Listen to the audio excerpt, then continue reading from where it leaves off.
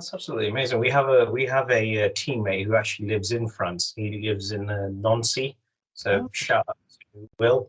And he keeps saying to us all the time, "Oh, you got to come out and visit us, do this, do that." It's like, yeah, we will definitely come over eventually, and probably just have to hop on the train and just head over there because it'll be an interesting change of scenery instead of just flying. Because then we can just see that it's like the beautiful thing about the train is the fact that you see a change of scenery. It's like looking at those beautiful old postcards that you used to get as well. It's like a picture outside your window resembles the postcard. and you kind of break your brain. It just feels like you're actually traveling.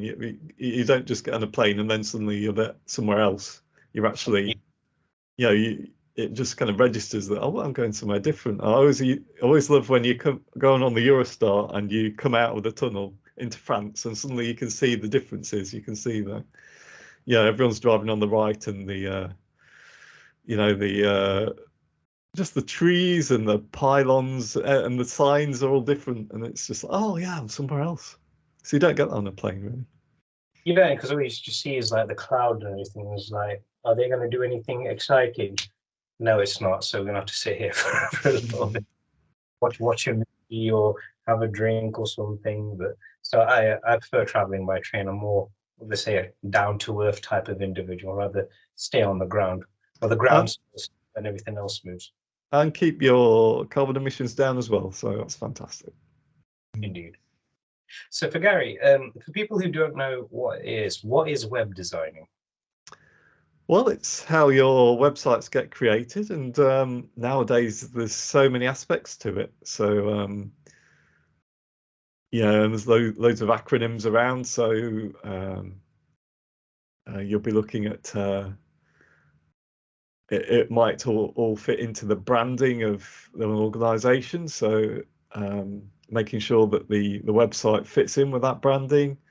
You've got UI, which is the user interface. So the navigation of the site, making sure that it's kind of logical. You don't want to throw the laptop out the window or your smartphone out the window while you're 2 minutes after using it. User experience as well. So yeah, just trying to make sure that it's all smooth and it just works. And as I say, also structure as well. Having a logical structure, the bigger the site, it can be quite a maze sometimes. So there's lots of aspects which maybe don't immediately think about, but and when it comes to the marketing side of things as well, now you've got search engine optimization, which means that you're trying to make the site as palatable for Google and the like as possible, and they keep changing the rules, so you have to keep up with the times with that. That's just a few of the many things that are involved with it. Right. Usually, how long does it take for yourself to build a website? Is it depending on how much content an individual has? Is it depending on how they want the website to look and to a certain extent? But please explain that. It all depends, as you say. It depends on the complexity.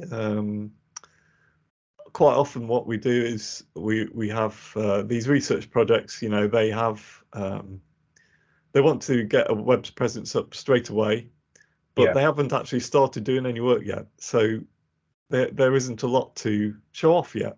So having a holding page, which is just a simple, this is what we do, here's the logo, a contact form, and that's, starts the ball rolling in terms of having something there, and then we can get the actual website going in the background when the content starts coming in. So it can be a process of starting with wireframes, which are really simple diagrams almost of what a page will look like, so you can plan out the actual, without having the distraction of the content and the graphics. You can just plan out how is it going to work, how what's the structure, what's the interface like. So you can get things moving along logically before you get into the detail, and then coming up with a kind of a mock-up, the graphics, how it's all going to look, and then actually building the site once you're happy with all that. So building site that actually works, where all the buttons work and the links work, and yeah, so that's a potential kind of structure for things. Yeah, so there's a lot of moving parts in there. I was going to say, so it sounds like it's getting work out for you, don't you? Yeah, absolutely. Well, you know, it's great though to get a. I mean, one example is a couple of websites which are for a research project. Well, two research projects. One's called Induct and one's called Distinct from the University of Nottingham. Both to do with dementia research, trying to find out which technologies work and how we can help people living with dementia to live life to the full. And yeah, so they've got a PDF of all this guidance, which is fantastic. You know, exactly telling people, okay, you need to do this. Maybe not, this isn't such a good idea, but a PDF. You know, what if we made it interactive so you can search it? You can search by the categories. You can, and that's what we've done. And so that is a real deep dive into the structure of all this data. How does it all relate to each other? These categories and all that kind of thing, and how's it going to look in terms of making the search as easy as possible. So yeah, that's one example of how it can get. It's complex, but it's really interesting stuff, and yeah, really great to make this information as accessible as possible. Indeed, indeed. But now that you just touched base on, you said you worked on a project based on dementia. How did you go by getting that and everything? So this is quite interesting because obviously, looking mental health is a big awareness, isn't it? It's easy, is saying it. Looking after your physical health is important, but looking after your mental health is even much more important. And there are people I've known out there who've lived with dementia and everything, and who are currently living with it and everything. And how did you get by doing that? And it's a great thing that you're doing. Yeah, absolutely. Well, it was actually an organic process where when I first set up Pixelshrink, we got this inquiry in, and yeah, so it wasn't actually a planned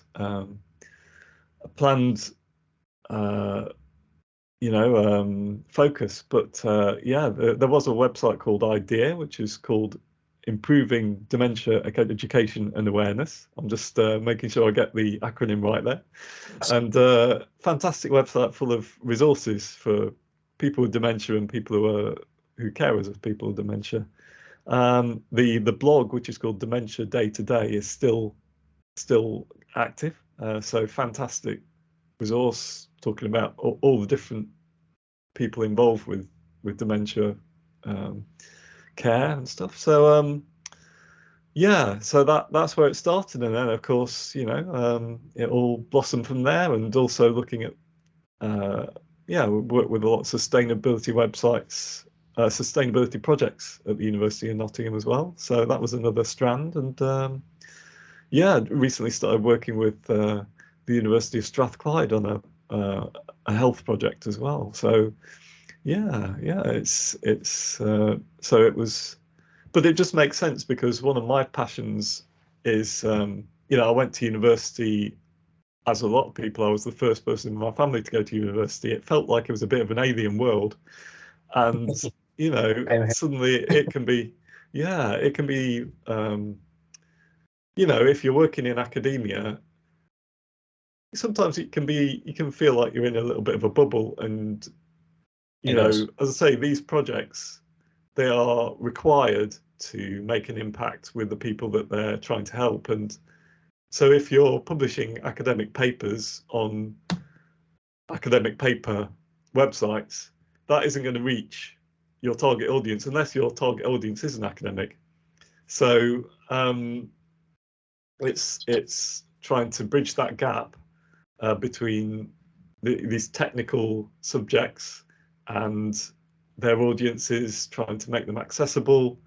So yeah, we can turn really technical material into blog posts that people can relate to, and yeah, so yeah, it's all about making it accessible, and yeah, that's a big passion of mine. So it really fits in with that.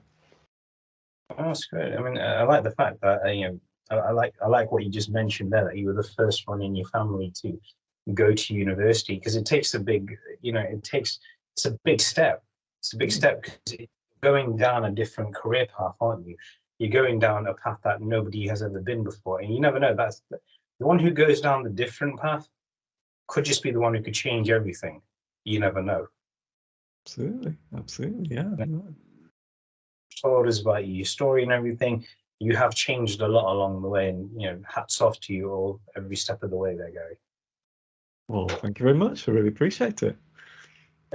Sincerely, I mean, I know what I know what it was like going to university for the very first time, because you just want to see what the place can offer you.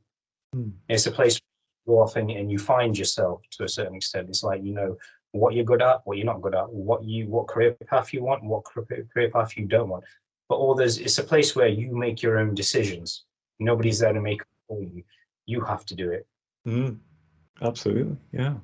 Well, big shout out to the University of Bradford, because that just felt like home to me. And they did they had a really cool course there, which all these proper interpreting booths like you get in professional settings. So yeah, they had a really good setup there, and really practical stuff.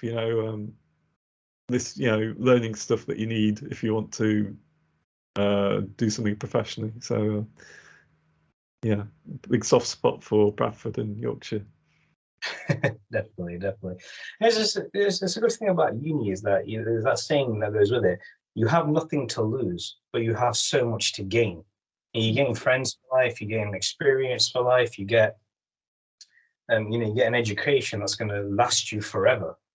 And some people sometimes are like, oh, I'm not so sure about going, I'm not so sure. To tell you the truth, Gary, when I left college myself, I was like thinking, I don't want to go, I'm done with education. But it was like saying, yeah, but education's not done with you. It's like every day I would walk past Trent Uni to go to my regular day job, and it's like looking at all the students, and it's like, why can't I have this or what they have? It's like, what's stopping you?